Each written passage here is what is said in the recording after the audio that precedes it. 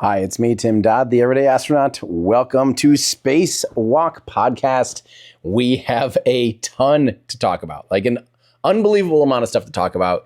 Since the last podcast, we've had a new NASA administrator be nominated, and that's Jared Isaacman, which is, we could probably talk about that for an hour alone. We also need to talk about the Artemis 2 delays and the fact that NASA has decided to continue on using the current heat shield with known flaws for the Artemis 2 mission with humans on board. I'll give you my thoughts on that. And of course, we have a lot of questions about Starship and we'll kind of talk a little bit about what I foresee happening in the next year and maybe the next 4 years with the Trump administration, with Jared Isaacman there, and with Elon having so much presence, what that might and could look like. So join me on this episode of Spacewalk Podcast.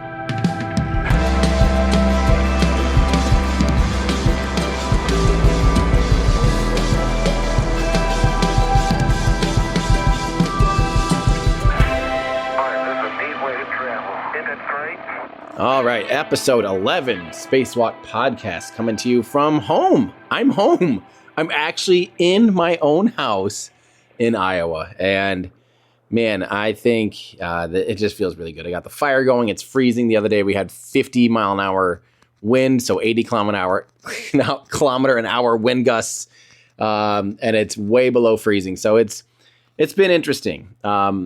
Let's just say that it's been interesting, but I just love being home. I love when it's cozy and beautiful sunsets this time of year. So I'm happy. Been getting a ton of work done on the Apollo video. I know a lot of people have been asking about it, and let me tell you, it's still coming along. This is Soviet rocket engines part 2 in my world. I'm going way too deep on things, but I love it though. I hate and love it. It's an absolute love-hate relationship because I have so much pressure on myself. And, a little bit from the community. I think when people are like, hurry up and get it done, I think they're just, it's just gentle teasing. But in my head, it's like panic of, I'm trying so hard to get this thing done. I will have it done someday, period. I'll leave it at that. I don't know when.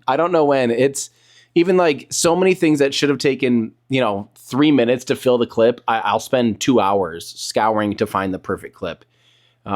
It's just been a lot harder than I thought. There's so many hundreds of hours of footage.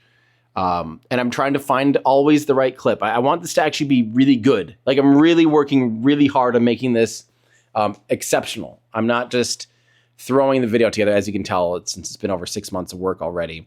But one of the things that I was working on today that was really fun is I'm using a physics tracker to help calculate the exact known velocity and calculate the gravity on the moon when John Young did his a jumping salute at the flag during Apollo 16. And I'm tracking that and showing how I'm tracking it using the tool to measure the moon's gravity. And it's really cool. So just fun, practical things that a lot of like little side shoots and side quests that I'm actually like shooting on the spot, talking to experts. It's so in depth that we're going to be able to pull content out of this one video for years to come, where that's what it's all about. It's just being a resource. And I'm excited to even cut up little shorts and make shorts out of some of the things that I have done and what we're animating and stuff like that. It's going to be really cool. But it's taking a while. I'm done even trying to promise. I'm realistically only on about minute 40 out of 2.5 hours. Oh my God, I'm in so much trouble. But the hardest part has just been finding the catalog or legitimate catalog of content.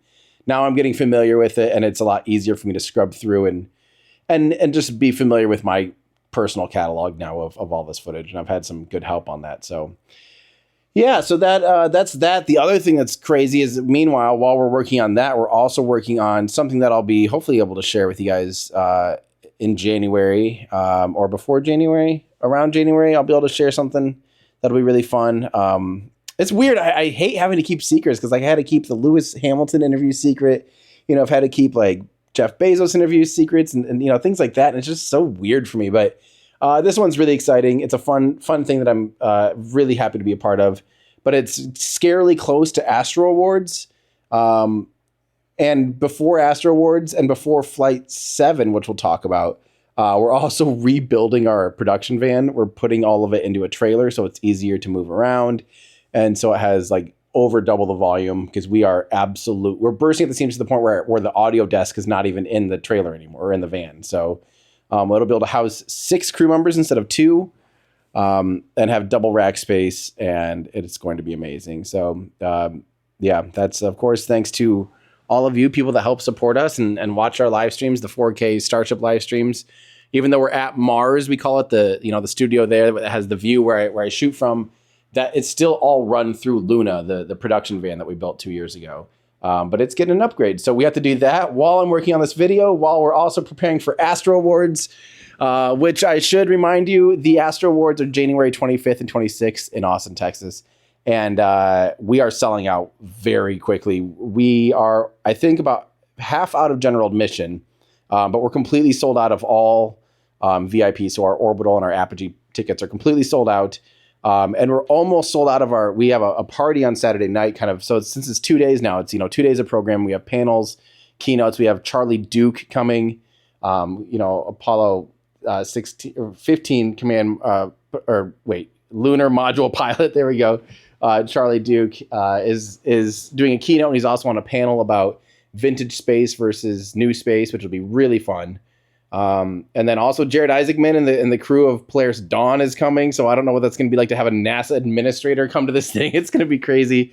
And tons of fun panels, like John Krause is coming, and Lauren Grush and Robert Zubrin talking about how can humans get to and from Mars from the Mars Society. It's going to be amazing. And so, yeah, if you have thought about coming, and if you're free January 25th or 26th to come to Austin, Texas, you better be there. The party Saturday night is a lot of fun. We're going to be playing music. I'm going to be doing Everyday Astronaut set fully, along with my friends called Salt Fox, which if you haven't heard them, download them and get familiar with their songs. It's going to be a lot of fun to hear them play live. And then Mary Liz Bender, Mary Liz Bender, Mary Liz Shalinsky from Cosmic Perspective is doing her set, which she's an incredible musician and uses these really cool MIDI gloves, and it's absolutely crazy, actually. So it's going to be a lot of fun. So hopefully, that's enough rambling about it, but hopefully we'll see you there. AstroAwards.live. Get your tickets now before they're gone. AstroAwards.live.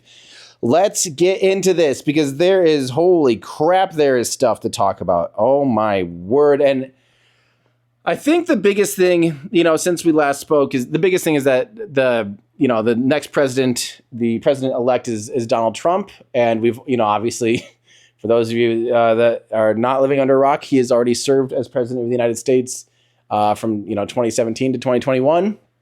We've seen kind of the space policy that his administration put together, and that was under Jim Bridenstine's leadership at NASA, which I got to be honest, guys. I don't want to talk politics really, and I'm going to leave I hate when everything becomes like a left or a right, Democrats or the Republicans, when it's like people just put the stink behind names. I don't like to do that, because we're all just in this, on this little planet together. And it's like, we all want what's best for, each other, ourselves, our family, our neighbors, our country, our world. I would hope we all want what's best for that. And I was very impressed with Jim Bridenstine, and I thought I was going to be very disappointed when I heard that Trump elected, or appointed a politician to run NASA. I was like, oh God, this is exactly what I was afraid of.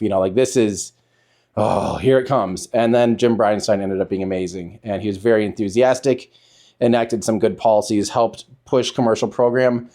He still pushed really hard for SLS and for Orion and Gateway. I gotta say, guys, I'm off the Gateway train. I don't care about Gateway. I used to not really get it, and then now I really don't get it, and now I really, really don't get it. I hope that Gateway gets canned. I like the international collaboration of it, but at the same time, that also makes it so much stupider and less efficient and harder to cancel, even though it makes no sense. How does it make any sense? It's not even like, people forget how small Gateway is. For those of you unfamiliar, Gateway is supposed to be a space station that's going to be parked in the near rectilinear halo orbit, which is the orbit of chosen design for the Artemis program, where it's orbiting over the north and south poles of the moon, but it's really elliptical. So it scrapes down, it gets really close to the moon at the closest point, and then at the furthest point, it's I don't remember the exact number, like 100,000 kilometers or something really far away from the moon. So it's this really elliptical orbit. And the reason it's in that orbit is because SLS can't even push the Orion capsule any further into lunar orbit. That's like the most stable, safest orbit, the safest excuse of an orbit that frankly, that SLS can launch Orion. And it's an okay orbit, but it's dumb because it takes multiple days. I think it's 3 days, if I recall. Man, I should watch my own video on this. I had that Apollo versus Artemis video that we did a few years ago, and I talked about all of the parameters of these orbits. But the stupid thing is, you can be at a point where it will take you multiple days, I think 2 days maybe, to even be able to get back, like begin your journey back to Earth, depending on where you're at in the orbit. If you're in the orbit at the wrong spot and say there's a problem, you're like, oh, we got to get back now. You can't start your burn to even come home for 2 days. Imagine that for an emergency situation. I mean, obviously at the moon, it's pretty drastic, but let's say it was an Apollo 13 situation. And let's say, they had just gotten to orbit around the moon, and worst case scenario, they were in a 60-minute orbit. So they could have, escaped Apollo 13 never got into lunar orbit, but the Apollo missions were on a 60-minute orbit. So if you were to ever in any of those missions, if something had gone wrong in lunar orbit, boom, you light your engines within an hour and you're heading home at least. That's not the case for the Artemis program, the Artemis architecture. And what's stupid is the Orion capsule. This is a tangent. The Orion capsule is so heavy and big. It's a decent sized capsule, as it should be. We should be making big capsules now. We should not be flying tin cans to the moon in 2024, in 2025, 2026, in the 21st century. And it's allegedly going to be docking to Gateway. And Gateway's maybe only 2 times the volume of Orion. Like, it's not that big. Maybe 3 times as far as habitable volume, pressurized habitable volume. Like, it's not like it's docking to a beautiful, huge, international, space station size thing. This thing's tiny too. It's like, it has to be small. It has to be able to fit within a 3.7 meter fairing of existing, of Falcon Heavy. And it's just, and the hardware is, it's being built. So it's not like this will change. And it's just so like uninspiring. Like, hey, we put this thing in a not ideal orbit and it's really small. And for what? So the Orion capsule can dock to it, and then Starship with 500 cubic meters of volume or whatever it ends up being for these missions with, we'll say 10 times the volume will dock to it. And people are going to be stuck in this little can and in a can extension while Starship and the people on board get to go down to the moon and have all the roominess, flying condominium going down to the moon. Like, it just seems absolutely absurd to me. And that right there, long story short, that's the one thing that Jim Bridenstine pushed pretty hard for during his tenure at NASA. And I think it's things like that are going to be on the chopping block. We are hearing rumors galore right now that SLS's days are numbered. And this all comes with the same news that Orion, which has a flawed heat shield, which we knew about after Artemis 1, they came back and it had these big old chunks missing out of the heat shield. They looked into it and they basically said, hey, we understand the problem and are willing to fly the Artemis 2 mission with humans on board, and we're going to fly it with the same heat shield. Here's the problem. They made a cost-cutting effort, which is, we should be making cost-cutting efforts. We should not be doing things the exact same way as the Apollo program when it makes sense. The Apollo program knew that you had to build the heat shield kind of in chunks. You had to segregate it out into they have these hexagonal, like honeycomb structure, right? All throughout the heat shield. And it was so they could fill it with the ablative material, and then they would test it for bubbles and outgassing. They had to scan it. And if there was a problem, they had to take it all out of the single little cell and restuff it. So that made it so that they knew that the entire surface was perfect. And that way also, if there was a little problem, it'd be kind of contained within those cells and it wouldn't char and affect all the other cells, right? And I think these things are small. If I remember right, I got to find the number. I don't remember. I mean, I think they're pretty small. I think they were like, dime sized or something. I'm trying to remember if that's that or if that's just the honeycomb from. But anyway, honeycomb, it might be dime size. It might be basketball size. I can't actually recall, and I probably should have researched. But the point is, the whole idea is the same. You scan it, you make sure that there's no, air bubbles, gas bubbles existing in the heat shield material. And then if there is a problem, you just scoop out the old stuff, repack it, try again, repeat until perfect. And the Orion heat shield, they basically like, well, let's just forget the the honeycomb part. Let's just make it all one giant heat shield to make manufacturing a lot simpler. It's a really labor intensive, solution to do it the Apollo way. Like I said, I'm okay with doing things in a new way. That's great. But not at the expense of safety. And it's scary that this is a known thing. They basically knew this is going to happen, is what I'm halfway understanding. Or many people expected this exact same thing would happen. And now they're like, well, instead of redoing it, we're just going to fly it with humans on board and just hope it's not any worse. We're going to slightly change the trajectory to be shallower so it doesn't receive as extreme heating. And I did want to clear something up here. This is one of those really common questions and people, and it's a misconception. It's something that I didn't even understand until probably, a few years ago. But in Apollo 13, the movie, if you've ever seen it, you probably distinctly remember them saying, if we go in too steep, it'll be, too high a G-forces and they'll burn up and they'll die because we came in too steep on reentry. If we come in too shallow, they'll skip off the atmosphere and they'll go out into space and never come home or something like that. That's not what happens. It's true they go back into space, but it's not like you just go, now you're on an escape trajectory on Earth and you're just going to be floating out in the middle of the Milky Way galaxy or anything. That's not what they mean by that at all. What they mean is, and this is specific to Apollo 13 because Apollo 13 was running low on consumables. They're running low on electricity, on heat, to keep them alive and up to temperature. They're running low on oxygen and carbon dioxide was building up, and they're running low on everything. So it was like down to the wire time-wise. And what happens is if you don't come in steep enough, if you come in too shallow, and you just kind of enter a little bit of the atmosphere and it slows you down a little bit, but what's going to happen is you'll pop back out from the lowest point of your orbit and you're going to be orbiting the Earth again. Now, depending on how shallow you were, let's say you were really shallow. Let's say you barely scrubbed off any velocity. You're basically going to go all the way back out to the moon again. So you're going to be on another multi-day orbit, going all the way out to the moon's not to the moon because the moon will have moved, but on an orbit that goes all the way out to where the moon is, right to the moon's orbit. Now, obviously, if it's not that shallow, you can bleed off more velocity. But the point being, they couldn't afford to come in too shallow and have to do another once around because it could be days and therefore they could be dead. So that's what that means when they say shallow. And people still think, and I understand why, because the movie definitely made it seem like they skip off the atmosphere and they go out into space and bye-bye. That's just not, you're always going to be you're not leaving Earth's orbital influence, except for when you're under the sphere of influence of the moon, but you're never leaving the Earth-Moon system at all on any of the Apollo missions.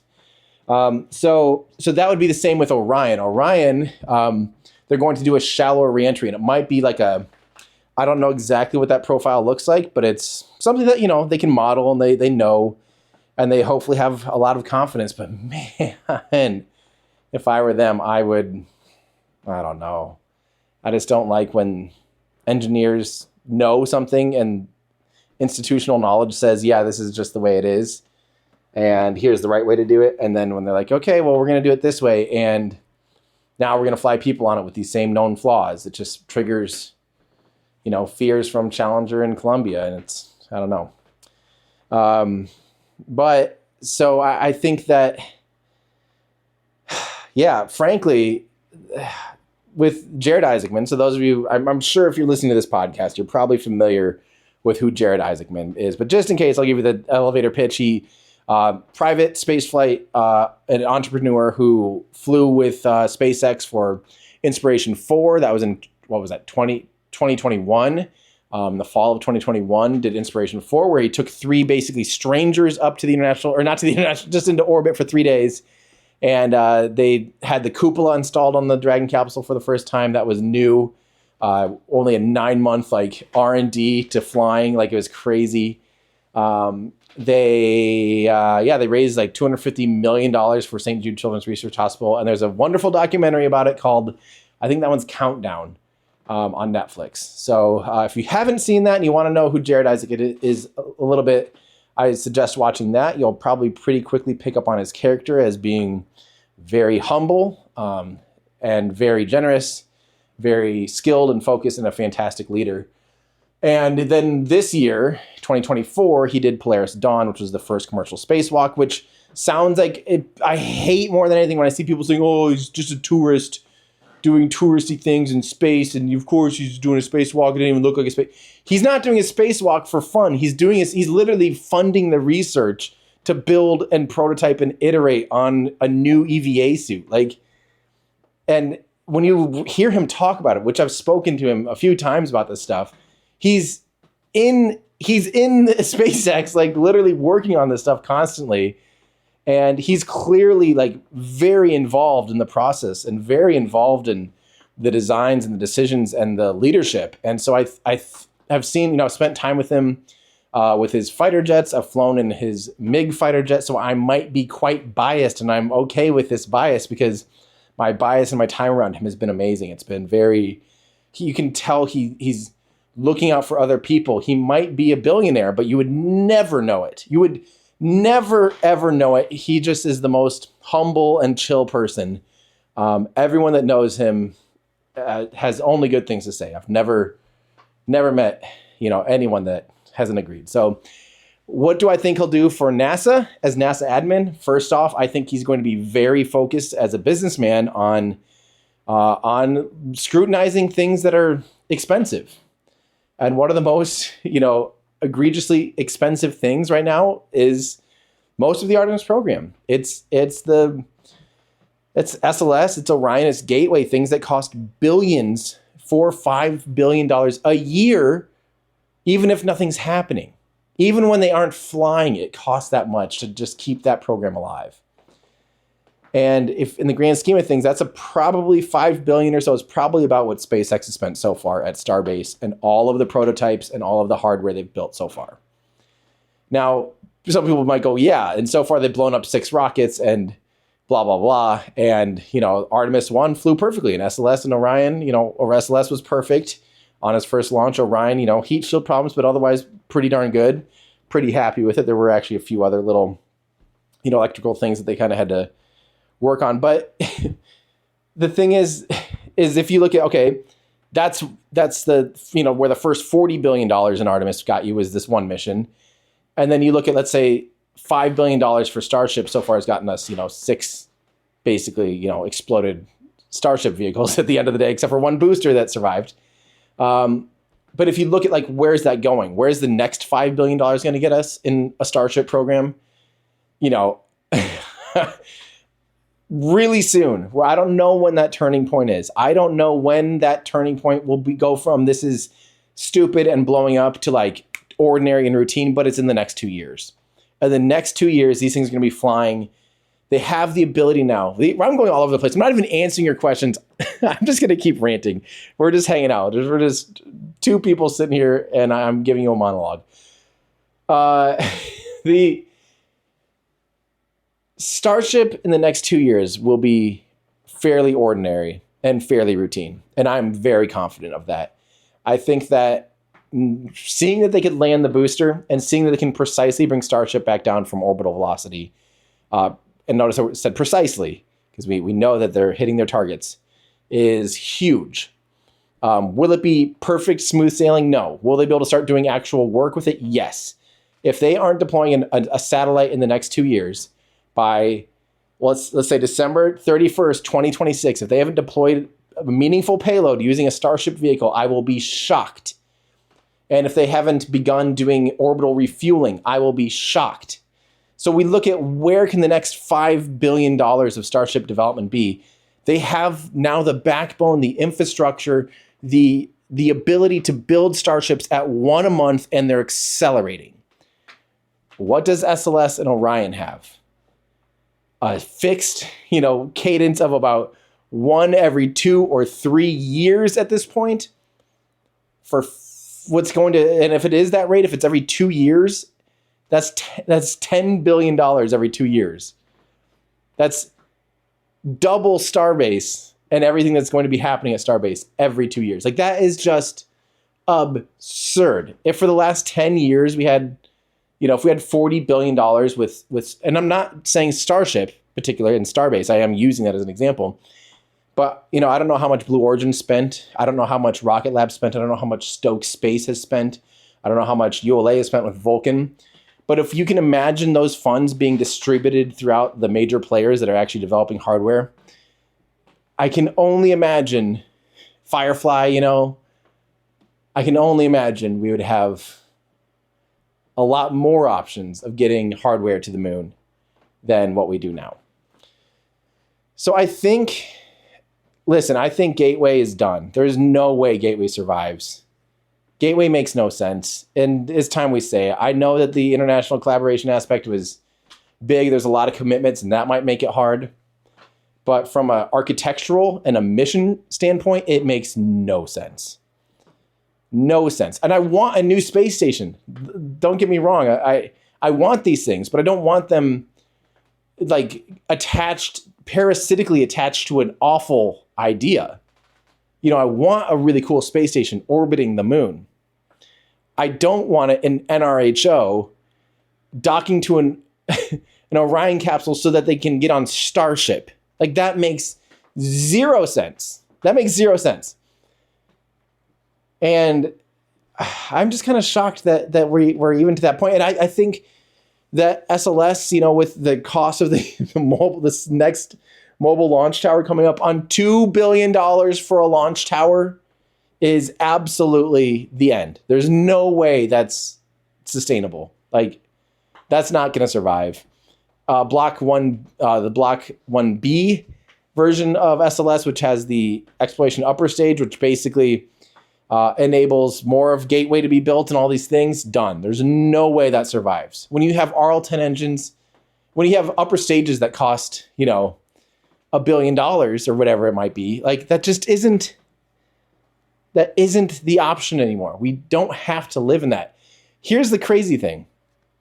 We can see that Starship and SpaceX can clearly do a first stage burn, a second stage burn, and now they can relight a Raptor. They have proven these things. If they had to make a stripped down regular Starship that had no recovery hardware, no recovery attempts, and they wanted to launch something to the moon, right? Fully expended. Even if they fully expended the booster and built an upper stage that didn't have flaps, didn't have any of the additional hardware, and no heat shield. It was just, let's say, 3 vacuum Raptor engines and, maybe a pair of sea level, which they could do because they can, produce these things really quickly. They could easily produce a one-off thing like this. We see them produce one-off prototypes all the time. They could launch over 300 metric tons into low Earth orbit. Do you know what gets you? You know what 300 metric tons in low Earth orbit gets you?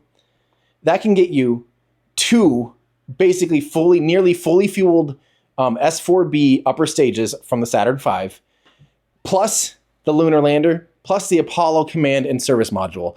You, with one Starship launch, you could put, obviously the architecture would be a nightmare because you have then these 2 huge parallel stages that are completely out of whack. But the mass-wise and the performance-wise, Starship could launch 2 Apollo missions at once. Literally what it takes to do 2 translunar injections. It has the ability to get that into orbit and then continue on. So forget 45 tons on a translunar injection. An expendable Starship could easily do, probably a lot closer to 100. And that's, yeah. Just think about that. If they had to do that and they had to throw away that hardware, we're probably talking about hardware costs in the $500 million. So, 10 times cheaper, and forget the what is it? 27.5 metric tons or whatever, or 30 metric tons that SLS can do on a TLI. Yeah, 3 times more for 10 times less. I think that's a no-brainer. And it's just going to, and I don't think that will happen. I don't think Elon would even allow Starship, because I kind of hinted at that, in the last tour at Starbase. I was kind of like, well, if you had to do a expendable Starship, you could easily launch, and he's just basically shut down. Nope, there's no point. We're not going to expend Starship for any missions right now. He's like, we can get to orbit. That's easy. But getting back and reusing hardware is hard. And that's what they're purely focused on, because when they do that, game over. And game starting. Start new game, because it's a totally different ballpark. But, vehicles, like, let's say that they want to continue using Orion, because it is, cruise certified-ish. It's the only vehicle really capable of deep space, long duration missions that's radiation hardened, that can do, for the most part, do an orbital or a lunar reentry safely-ish, sans heat shield charring and being bad. You could easily adapt. I say easily. All things are relative, but easier than building another SLS rocket. I could see New Glenn being a very good carrier of Orion. Now, you might have to expend a New Glenn vehicle to be able to get Orion on a TLI, on a translunar injection. But maybe that's what it takes. Maybe that's what it takes. And that, again, would be just in all ways, it'd be cheaper. Even if it was expended, that they could do that for, say, $1 billion. I would highly, assume it'd be something more like, $500 million or $200 million or something like that, a substantially cheaper vehicle. So will we see that happen? It would require a procurement. It would require a cancellation of SLS. And here's what I think would happen. Honestly, here's what I actually foresee happening. In my head, I see a new page of Artemis where they say, hey, we're going to cut all cost plus contracting, which is what SLS, which is what Gateway, which is what Orion are using, where, you say, hey, how much is it going to cost us? Okay. And if it takes too long, just bill us for it, whatever, just get it done. We know it's going to be hard. Just get it done. That's not the way things are working these days. It's, you got to do fixed price, where you say, hey, we're going to hire, we have a budget of $2 billion for this. Who here wants to do this for $2 billion? Raise your hand. And then you see a bunch of proposals and you take your favorite proposal. And in my head, I could foresee them saying, hey, here's the deal. We have these lunar landers that are already being built from Blue Origin and Starship for the Artemis program. Is one of the lunar landers, don't forget. Who here wants to get people to those vehicles? Obviously, Dragon capsule can get into low Earth orbit and kind of almost a medium Earth orbit. Well, almost, where Polaris Dawn was in a still low Earth orbit, but it was a high low Earth orbit. Who wants to get these astronauts to and from space?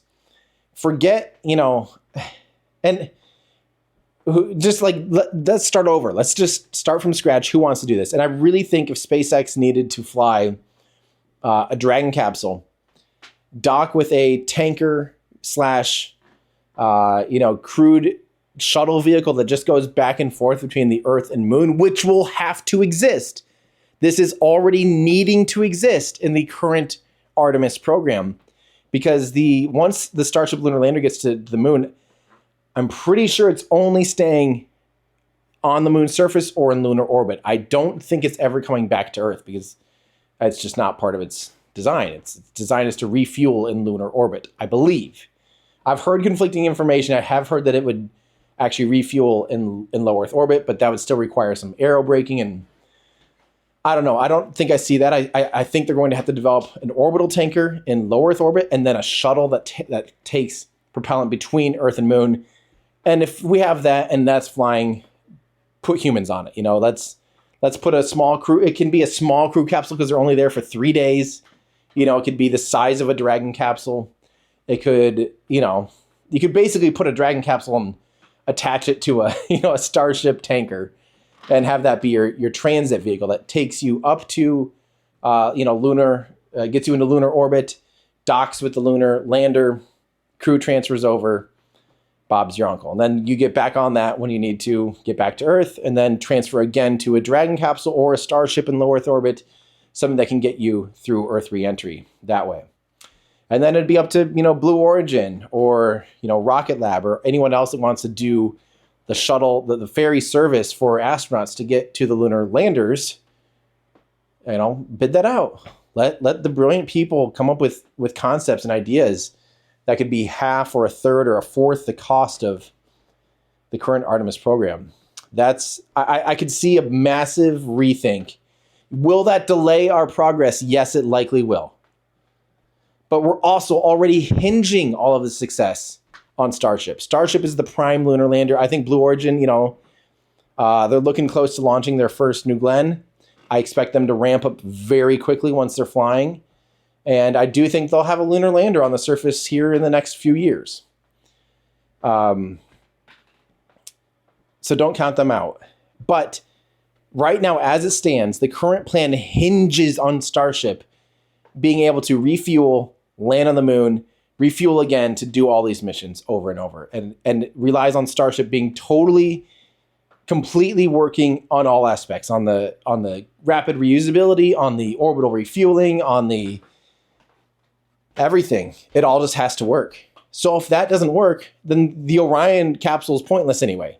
The SLS rocket is pointless. They can't get to the moon. So if you're already relying and all this is hinging on Starship working in the first place, it's time. It's time to just say, okay, well, we'll get humans on Starship some other way. There's cheaper ways to get humans on Starship. Why do we have to launch them to the moon on a $4 billion plus rocket? $4 billion a year rocket. It's going to be time. And I think this is going to happen. And I think Jared, now my concerns with Jared is that I'm nervous that there could be congressional holdup, that there'd be a conflict of interest. Obviously, Jared's an investor in SpaceX, has close ties with SpaceX. How can we know he's going to be partial? How can we know he's going to be fair? How do we know he's not just in Elon's back pocket and Elon's in Trump's pocket, or vice versa, however you want to say that? How do we know? How does Congress know? How do the American people know that this isn't just, when I read things like Trump appoints billionaire Jared Isaacman, and I see comments on Reddit of, great, another billionaire, blah, blah, blah. Of course, what else would we expect? But, realistically, space nerds, we know that Jared's a man of integrity, and we know that he's an outstanding human that I think will really lead this program in a phenomenal way. But at the same time, we need to have full disclosure. We need it to be safe and not favoriting SpaceX. I don't want this to be SpaceX only at all. That would be detrimental. We need, and I think Jared even understands that. I think he was upset of, I don't remember which mission, a scientific mission being canceled. And I think even voiced an opinion of, it's really too bad that so much of NASA's budget goes towards SLS and Orion, because he wants, scientific missions flying. And I think he would be still really good about championing for the budget for those said missions. So in my opinion, I think he's going to be an outstanding NASA administrator. I think he is a great leader. I think he's very smart. I think he's well connected. I think he has a great grasp and understanding of spaceflight. I think he's going to have to put his personal, Polaris 2 on hold. I don't think as acting NASA administrator, I don't know if you can fly to space. Maybe you can. Maybe there's nothing that says you can't. But I think he'd be too busy to train, because that's the thing is he spent 2 years training for Polaris Dawn. A lot, like full-time basically. He just would not have time. So I think Polaris 2, which would hopefully, the goal is to service the Hubble Space Telescope. I think now he'll have the influence to make that happen as NASA administrator. Say, hey, look, this thing is dying. It will die. Its gyroscopes are going to die. We need to service it in order to keep it running. And they have a plan. They already have submitted a proposal And it absolutely can work. Now, currently, it sounds like we don't know. We don't think that NASA is moving forward and allowing it. But will they under Jared Isaacman as NASA administrator? I think so. And this is a total win-win. Like, someone's going to privately fund repairing one of the most iconic and important scientific instruments ever built for free to the taxpayer. Like, duh. The negative side is, okay, worst case scenario, I'm talking absolute worst. They wreck it, they brick it, which would have been bricked and wrecked anyway in the next, 5 years. So maybe they'd brick it a little bit earlier if something went terribly wrong. And God forbid, worst case scenario, you have risk and injury to human lives, right? That's the biggest risk. But I think, pending the success of the first spacewalk they did, I think they have a lot of data moving forward to say, hey, let's just do this. This is important. This is necessary. And that's what I think a Jared Isaacman NASA is going to look like. I think it's going to be fast-paced. I think he expects fast pace and progress from his experiences at SpaceX and the things that he's already done alongside SpaceX. And I think he'll expect that out of the companies that they work with. I think he'll expect that out of the programs that are already, running, like Dragonfly. I imagine him making a lot of stops in there to make sure that thing is being built and sticking on time and is going to have a lot of pressure because he has high expectations of performance. I'm excited. Again, politics aside, I really hope that you're not screaming at yourself, screaming, to yourself at my recording going, yeah, well, the liberals are keeping this back, or, well, Trump's going to ruin everything, or whatever your political leanings are. Let's put that all aside. This is way beyond politics. This is the progress of humanity and exploration. And NASA, the amazing institution that NASA is, I should absolutely have started this whole thing by reminding you that NASA does incredible things. That NASA has funded and kicked off so many incredible programs and research and science that just are not feasible on a commercial level, that we still need NASA. I hate seeing the comment when under my video of Starship being caught, and it's like, NASA could never dream of it. Of course they could. Of course NASA dreams of this. They hired that vehicle to be their lunar lander. Of course they're dreaming of this.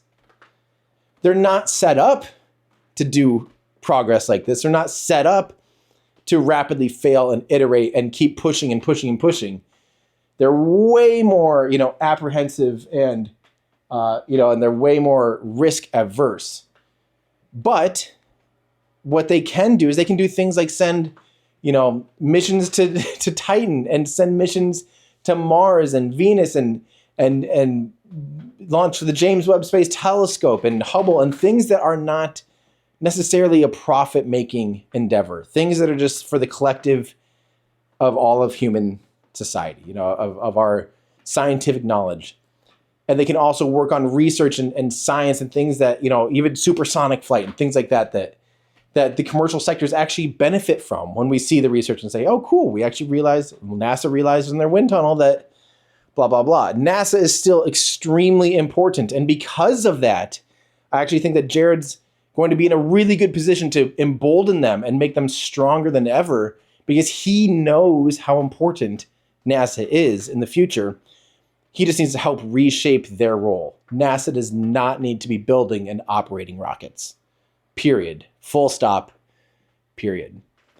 And it really hurts me to say this because I have two of my best friends work for Lockheed Martin and have worked on Orion, and I love them so dearly. They're so talented, and they're doing incredible things with Lockheed Martin. And I want them to continue to do incredible things at Lockheed Martin. And I want the success. I want Orion to be successful. I want SLS to be successful. But it's past, and the cost of it just does not make sense. Lockheed will probably end up scoring many more scientific, they've done, Lockheed is who's landed on Mars more than anybody. From the Perseverance propulsive landing module to, they did the, almost all of them has been Lockheed Martin. Like, I think Lockheed wouldn't really be missing too much out if Orion completely got scrapped, because I think they'd be picking up a lot. Boeing, for better or worse, if they have not had a good run at things lately, but if they are performing and doing well, I would expect them to also pick up new contracts. But the reality is they have dropped the ball a lot. But it hurts me. Like, I hate saying this kind of stuff because I don't want people to be misunderstood or feel like their work, their personal work, their passions are being canceled, and that Tim's just a huge SpaceX fanboy. I'm not. I mean, I am and I'm not. I am and I am, but I'm also not. I don't want all funding to go to SpaceX. I think that would be horrible. But I do think that the way that things are set up right now is not sustainable, is not how you actually build a moon base, and it's not how you get to Mars, and it's not how you get human exploration into our deep solar system and eventually beyond. I really think we're set up to fail right now, and it's just going to take. We're at the right moment, though, right now, where we're seeing the rapid acceleration of the commercial sector, and it's just the perfect time to just go, all right, we're moving on up. Might be an awkward transition, but I think we need it. I think it's necessary. Holy crap. I think that was a rant and a half. My throat hurts. I'm like pacing around with the fireplace blazing, and it's like heating me up, and I'm just like,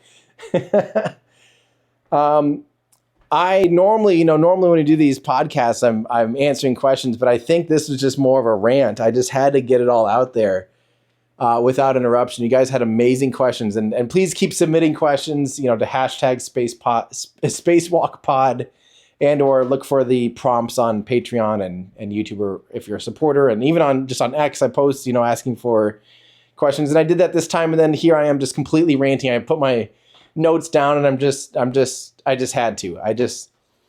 I think it's a big turning point, a big moment, and I think that you probably don't hear me talk like this very often. I am very passionate and very team space, and I'm very supportive of all endeavors.